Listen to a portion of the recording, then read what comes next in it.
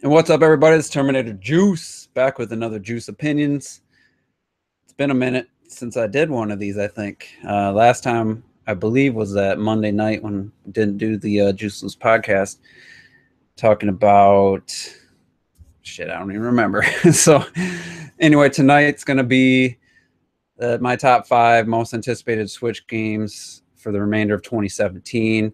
And yes, this is inspired by OJ's top 5, and I've seen other people kind of talking about this, so I thought I'd give my top, which is it's kind of I ain't gonna lie, number 5 on my list.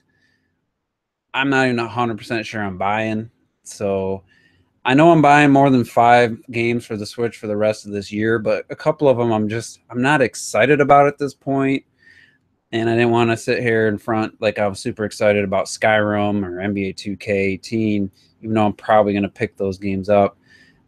Just not feeling the excitement.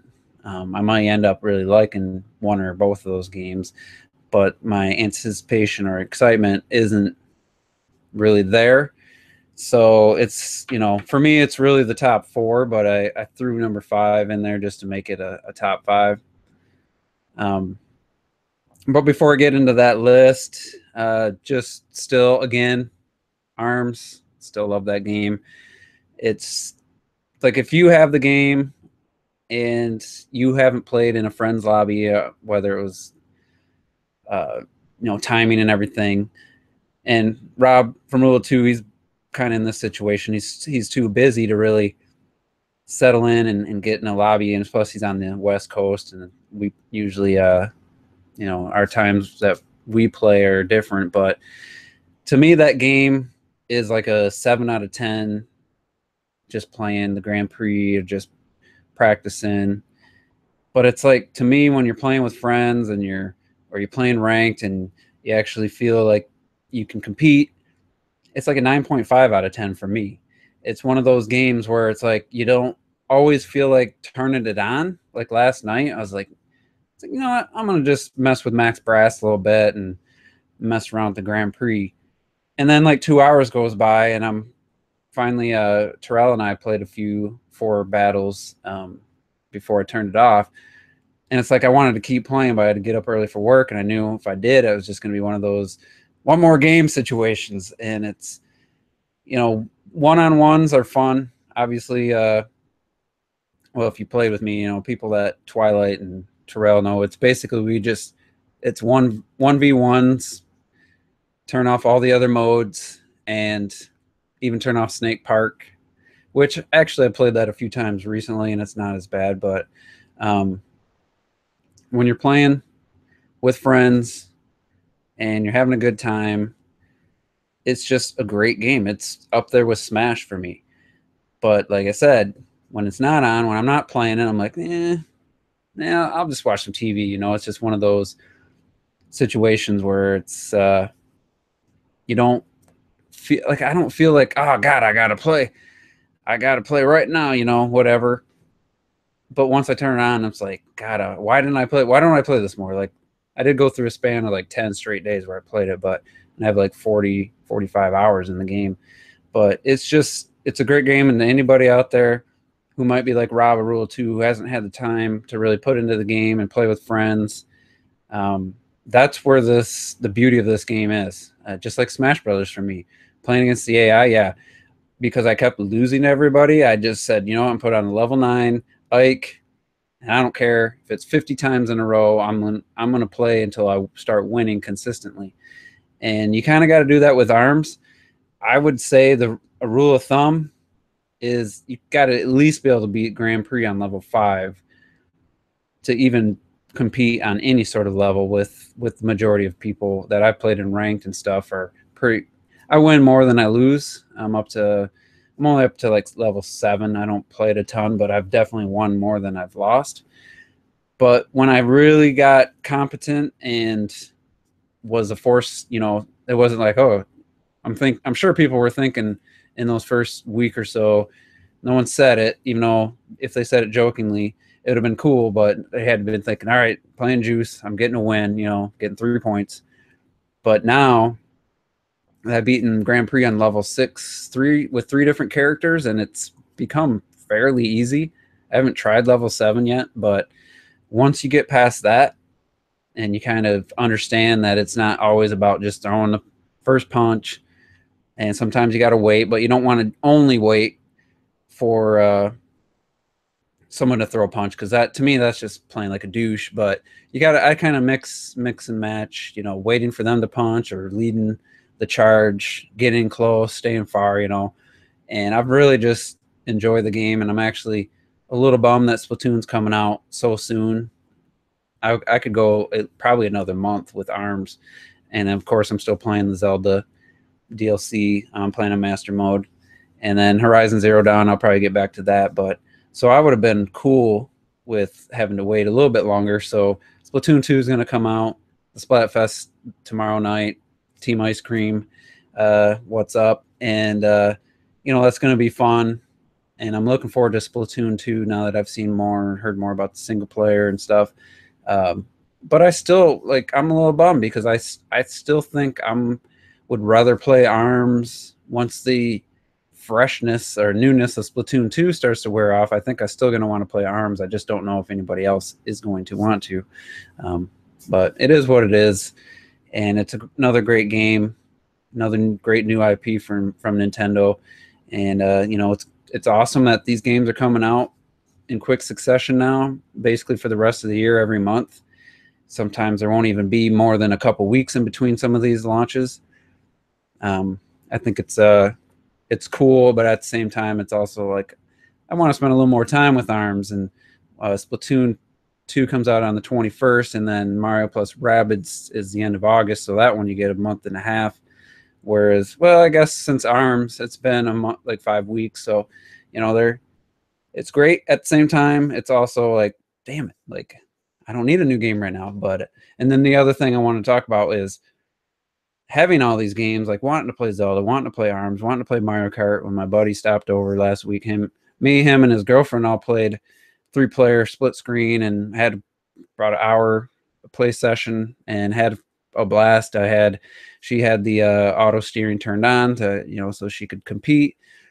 And I'm just like, at some point, one of these multiplayer games I really want to go digital with.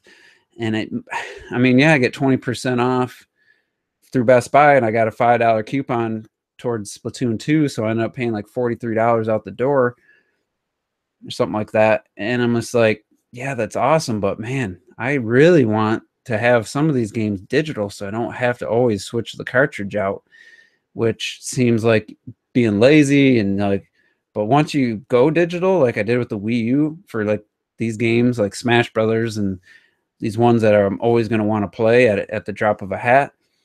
So I'm trying to decide which games are going to be digital, because I just don't want 10 cards this year that I'm switching out. And, you know, it's just not ideal. So I'm like, but then they got awesome box art for the Switch games, and plus that discount. I got to find out if Best Buy does like download codes you can get the discount on, because that would be cool. But at some point, I'm almost thinking Splatoon 2 going digital, but I don't know. It's a tough call. What do you guys think? Have you had the urge to go digital and maybe not have to switch out these cartridges? Because then if you don't close the game beforehand, then it gives you the warning, and you never know what can happen. You know, if you pull a game out, even though it's suspended and you might have saved, it still could lead to like data corruption or something. I don't know. But, you know, then you got, if Virtual Console ever comes out and got indie games, like you're going to run out of space, obviously, but that SD card slot being right there, being convenient, and it's not a huge hit to the loading times and stuff, as Digital Foundry proved, and you don't even need the super fast cards to actually get the best performance. So just something I've been thinking about is like, which games am I going to go digital? Like Mario Odyssey, not a digital title. Like that's something where I'll play it and I'll beat it and 100% it, and then it's going to be put back in the box for a while, you know. So something like an online game like Splatoon or ARMS, like I always want there, would be great to have digital. So all right, let's get into this top 5 most anticipated Switch games for the rest of 2017. This is just my opinion or my list. Yours might be very different, and I'll get started as soon as I get a drink here. All right, so number 5. And like I said earlier, I'm not 100% buying this game. I'm 99% sure I'm buying it, but I'm not 100%. And that is Fire Emblem Warriors. Now, for anybody that is curious, Hyrule Warriors, I put about 32 hours into that game as a huge Zelda fan. I liked playing as Zelda. I like playing as some of these characters. The story was okay, and the problem with that game for me was, all right, you get a new character. Oh, you want to level up this character? Well, you're just playing the same like dozen levels over and over, like, and some of them are really long. Like there wasn't a lot of variety. Yeah, some of the levels had multiple objectives and stuff, and then there was the whole adventure mode. But all that was just, oh, here, fight these monsters in this already created, one of the worlds. It was a sectioned off area of one of the already existing levels. It didn't have a lot of replay value for me, and even with some of the DLC characters, not free. I bought the season pass, which I regret now, and I was like, okay, I got this new character. Well, I'll go back and play levels I already played. Like it wasn't. I don't know. It just wasn't very rewarding to get these new characters and go play the same levels over and over. So with Fire Emblem Warriors, I'm not as big of a Fire Emblem fan. I've only played Awakening, and I probably had 20, 25, 30 hours into that game. I didn't play it a second time. But I really love the characters through Smash Brothers, through Awakening. Everybody that's been following me knows, I'm a fan. Got this Figma figure here of Lucina. I'm a big fan of Lucina. I like Robin. In Smash Brothers, I was decent with Robin for a while. I always played as Marth before, in the past games. I don't like Ike. I really don't like Ike, but I do like some of these characters. Chrom is cool. Lisa, whatever. Frederick, that latest reveal trailer. Seeing them in HD and seeing the cutscenes, I was like, wow, like that looks great. I hope they do an anime like that. But then seeing the gameplay, and it looks just like Hyrule Warriors. The camera turns way too quick. The characters move way quicker than they need to. And it's the same engine, and it does have frame rate issues at this point. It's not a big deal, but the enemy pop in is like super ridiculous, I think, this time. But I know that I'll put 20 to 30 hours into it. Now, is that worth 60? No, but 20% off 60, that's about $50 after tax, maybe. But like I said, I do like the characters, and I did have enough fun in Hyrule Warriors, and we're not going to get a beat 'em up like this. Really, the rest of this year, there's that Estella or whatever game, but I have no attachment to that series or the characters. So for me, Fire Emblem Warriors it's highly likely I'm going to buy it. I'll probably enjoy it for the time I spend in it, but it's not going to be a whole lot.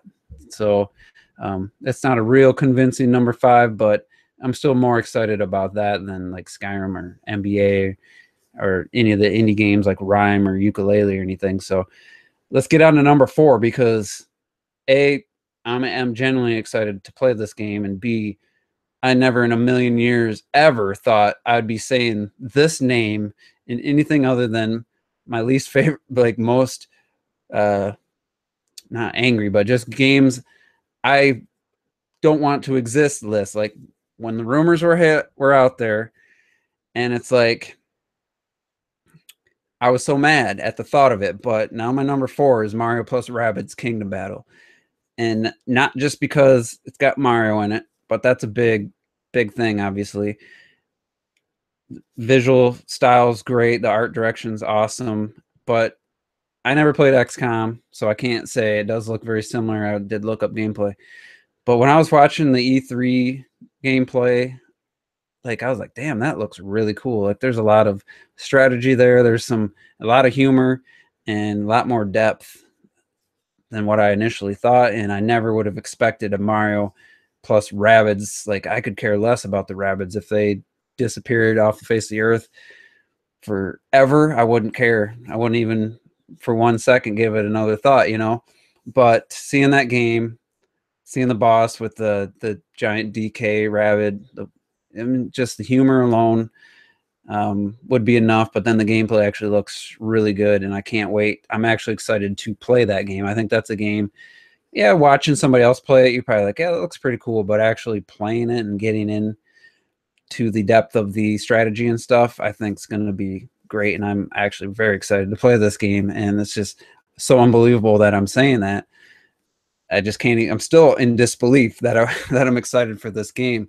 But that's just, it's a great collaboration with Ubisoft. You could tell the guy, the director, producer, whatever, was very passionate and even choked up when Miyamoto was on the stage. Like, he has been waiting forever to talk about the game, and obviously it was leaked many, many months ago, but I never wanted to believe it. And I definitely would have never guessed it would be a game I was excited about. So let's get to number 3. And I almost swapped 4 and 3. Like, I might end up liking Mario+Rabbids more, but my number 3 is obviously going to get more playtime, and it's obvious because it's Splatoon 2 and it's got online multiplayer, and that's where I'll be spending 100 hours plus. If the Wii U game's anything to go off of, I put 130 hours into that game. I just going to play it because I know Terrell's going to be playing it. I know Robert's going to be playing it a ton. And a lot of you guys are going to be playing. I know RetroDeath's a huge Splatoon fan.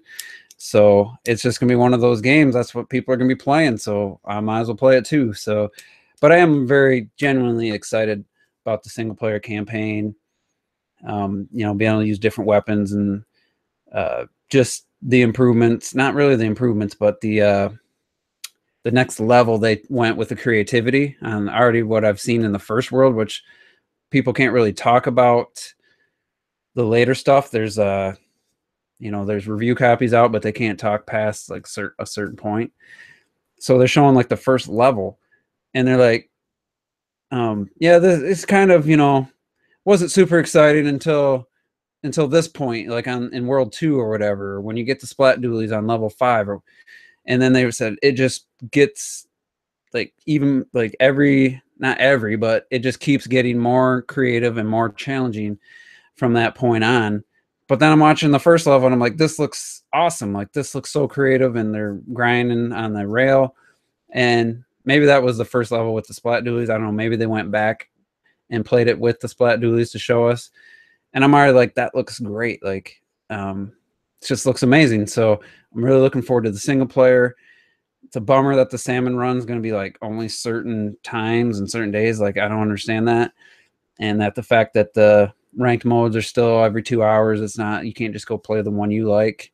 But Splatfest tomorrow night, Team Ice Cream, be able to play with friends. That's going to be interesting. I'm going to Terrell and Robert, and then Lil Cray to the bone. We're going to be on a team. Hopefully everybody shows up, and then we'll see how that goes. And I'm just looking forward to the game. Yeah, it looks better, and it's still locked 60, where I think the Wii U version had a few small dips. And Digital Foundry did a analysis, and it's actually not 1080. Most of the time it runs about 864p, which is just under 900p, which is weird. It's a adaptive resolution. I guess if you look at the sky, it's 1080p, but if any action goes on, and it's like 900 to 864p, but it still looks great. The character model, everything else got a bump over the Wii U version. Stuff that's supposed to look like glass or plastic looks like glass and plastic now. So it's just all around a better game visually.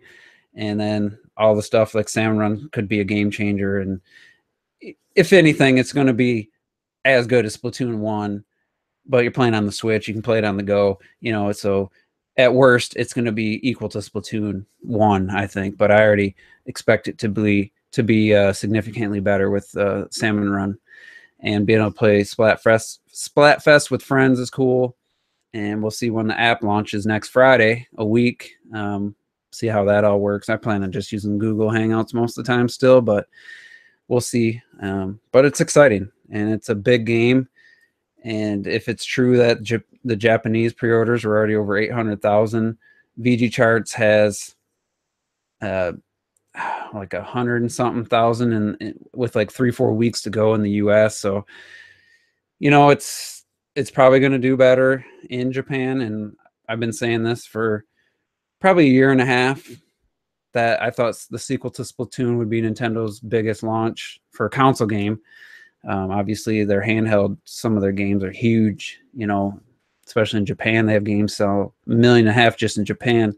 And since this is a global launch, I expect this to be 1.5 to 1.8 million in those first 2 days globally, with Japan having the majority. And apparently restocks are coming next Friday. We'll see how significant that would be. If they could get, like, let's say the restocks in Japan could be in a 2, 3, 400,000 range. I doubt that, but I think they'd sell every one by the end of the weekend. We'll see.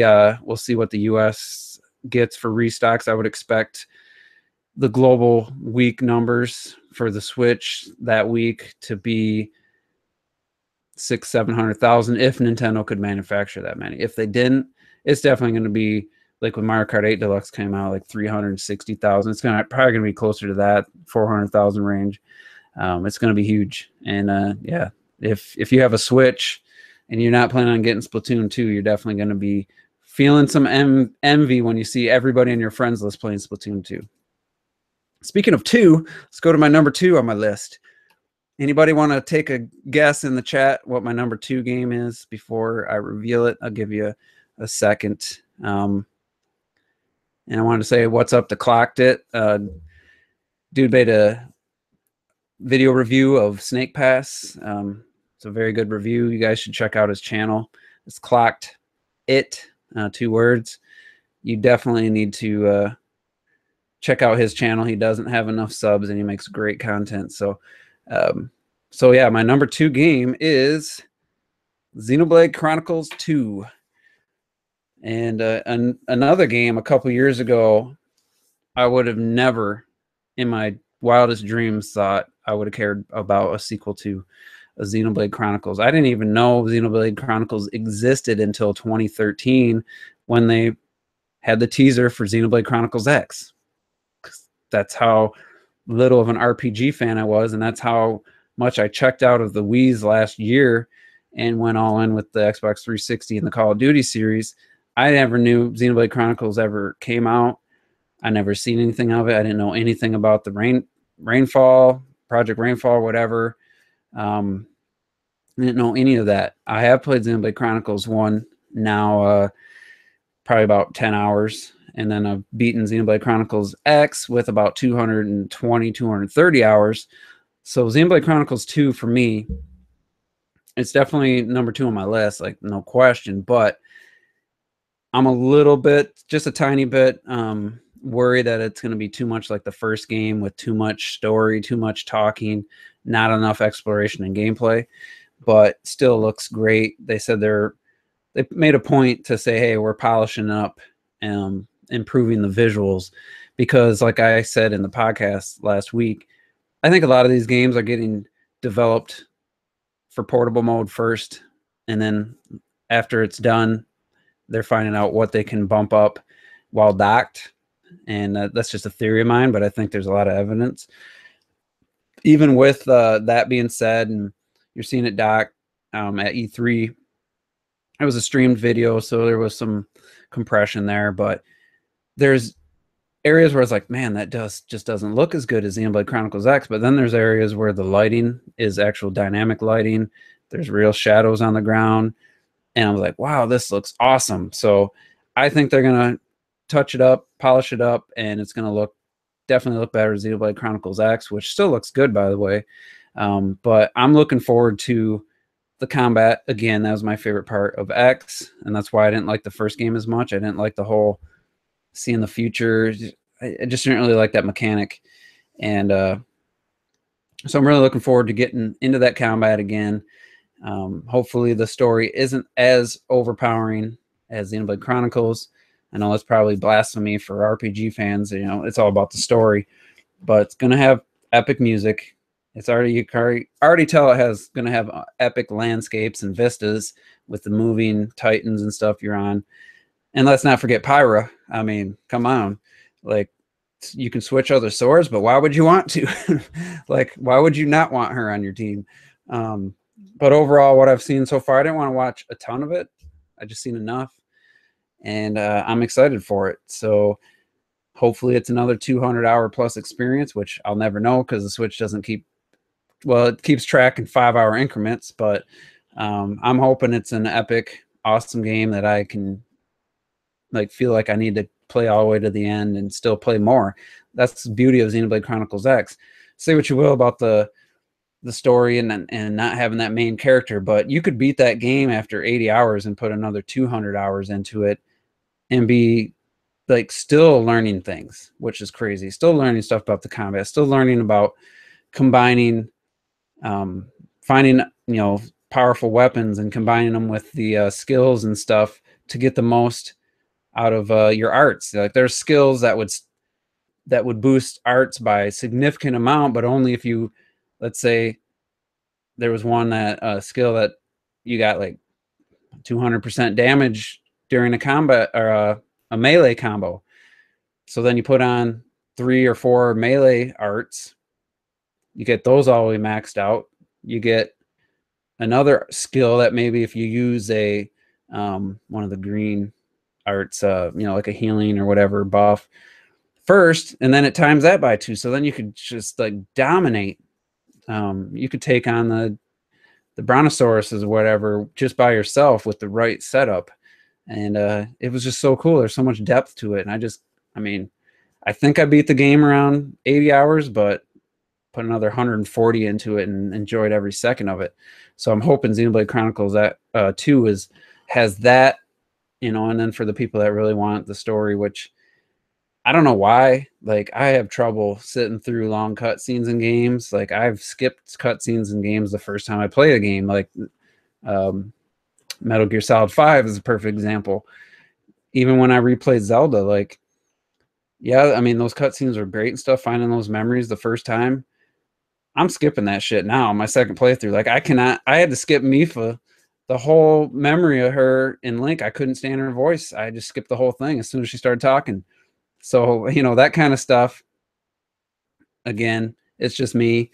I don't really get excited about stories in games. Like that's for movies, in my opinion. But just hopefully the gameplay's there. The combat looks like they've modified it, but hopefully it's still pretty similar. And then hopefully there's more to do after you beat the game, and the world itself is just fun to you know, go around and give yourself like objectives. Like, yeah, there's side quests and X for hours, for hundreds of hours, but at some point I just want to say, you know what, I want to take down one of these brontosauruses by myself without a skull, you know. Or one of my goals was to get the shit, what was that skull?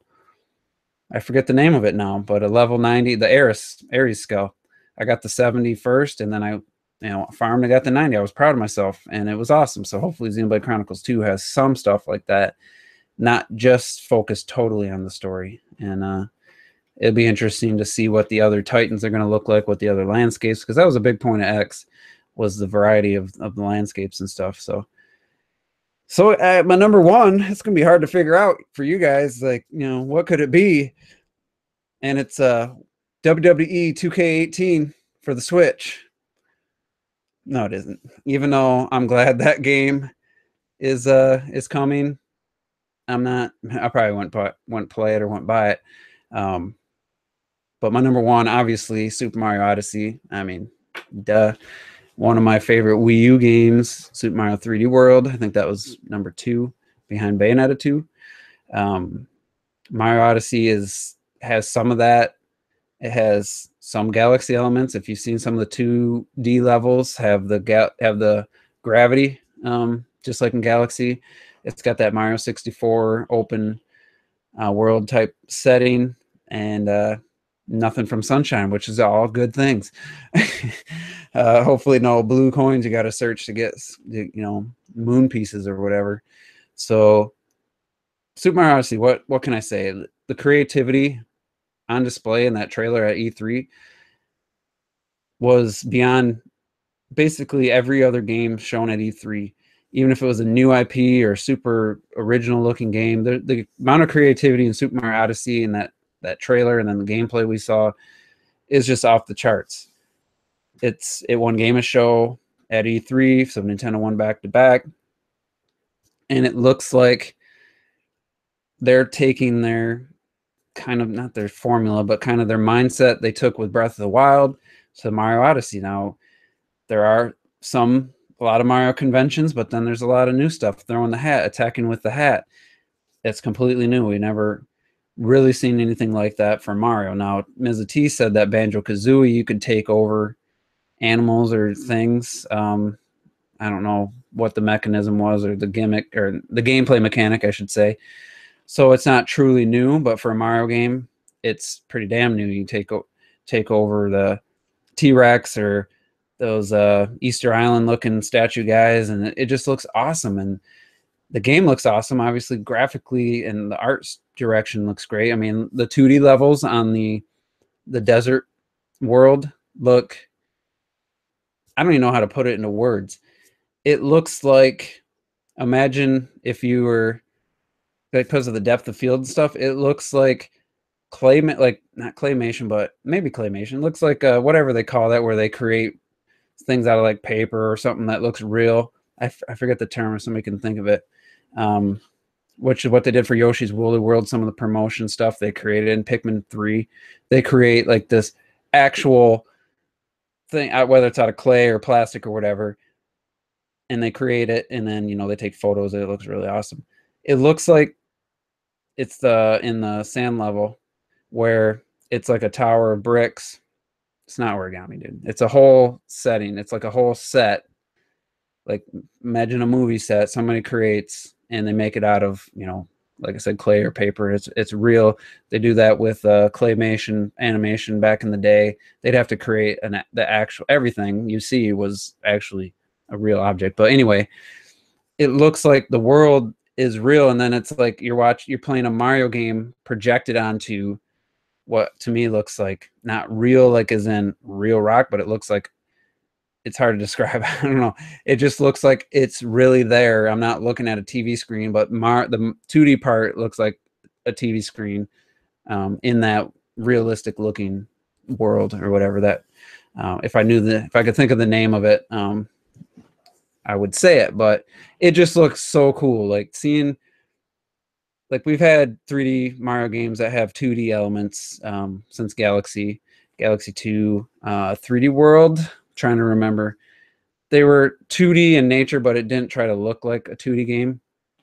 But seeing the 2D Mario with the same like 8-bit style, like on a 3D object and plane, and then having the 3D pipe coming out, and it just looks so freaking cool. The power-ups, or what, you know, the things you take over, adds a completely new element to Mario. The theme song is freaking fantastic. I guess my one thing I don't like, New Donk City doesn't look that visually interesting to me. You know, it's probably my least favorite of the worlds. Looks like there's a lot to do, and it's a lot of cool levels, and the nighttime boss battle looked awesome. But all the other worlds just look super interesting, super cool, and I think the standout is that desert themed world with the ice, and it just looks amazing, and I just can't wait to be controlling Mario. And, you know, it's going to be interesting to see if I really want to use the motion for attacking with the hat. It seemed like, you know, it was working pretty well. I didn't see anyone really struggling.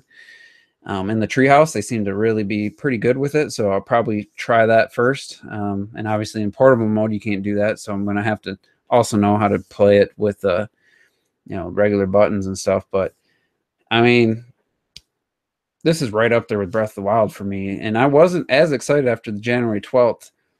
I wasn't super excited. I was like, yeah, that's cool. It's a new 3D Mario game, but I was coming off the high of 3D World, which still one of my favorite Mario games. I mean, it's right there with Galaxy 2 for me, for different reasons. But now, after E3, seeing all the amount of creativity and, you know, the new mechanics and stuff, I'm just like, man, I cannot wait to play that game.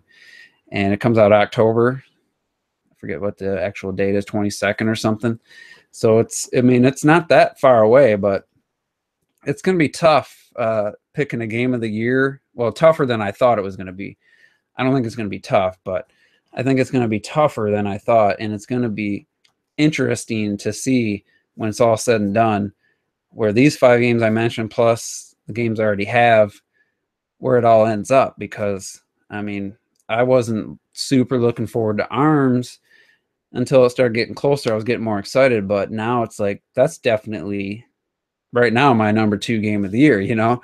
So will Mario+Rabbids be there? Will Splatoon ascend higher than Splatoon 1? Will the sequel, you know, have more impact on me? Will Xenoblade Chronicles 2 live up to Xenoblade Chronicles X, which I think I gave Mario Maker my game of the year that year, and I still feel that the time when I played that game, I genuinely feel it was the game of the year, but I ended up putting more time in Xenoblade Chronicles X, and that game had longer legs for me.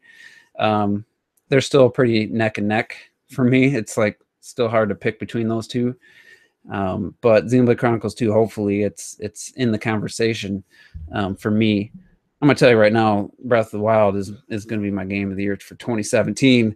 You heard it here, spoilers, but I just don't see anything coming and beating that. But Mario could have that impact. Xenoblade Chronicles 2 could be that game that I have to stop and pause and think, which one is better, you know? So overall, I mean, first 9 months, what an incredible first 9 months. Breath of the Wild, obviously amazing. Some good indie games like Snake Pass, and, you know, if Ukulele turns out all right, and Fast Arm X, you know, stuff like that. And then you got Mario Kart 8 Deluxe, which is not going to be in the contention for game of the year, but is a great version of Mario Kart 8. And then you get ARMS, which I think is just a fantastic game. I love it. And then, you know, you got some games that who knows how good NBA 2K18 is going to be on the Switch, or how good FIFA 18 is going to be, or how good Skyrim is going to be, or Rocket League. You know, those are older games. Maybe some people won't even count those for a game of the year type of list. But who knows, you know, what impact those are going to have. Sonic Forces could end up being really good. Sonic Mania could be, like, for Sonic fans, could be right there with Zelda for them, you know? So just think, to get all these games in the first 9 months, and it's just freaking amazing. Like, it's hard to fathom. And I got to write down friend code real quick. So for Clocktick, I know we said this like a while ago that I was going to add you, but never did. But yeah, I know you're in the UK, I believe, or Europe, so you're 7 hours ahead. So I'll try to play early, maybe Sunday before Game of Thrones or something. But yeah, I mean, it's just to have these games in the first 9 months, when it's all said and done. There could be other games. There could be another WWE level game that gets announced, you know, like I don't know what would be equivalent to that. You know, to me, that's like, it's standard first or third party support, but it's not like Destiny 2 or Call of Duty or anything like that. You know, but who knows? There could be another game in Payday 2 for some people that I never played either, first game or second game. That could be something that could be really awesome.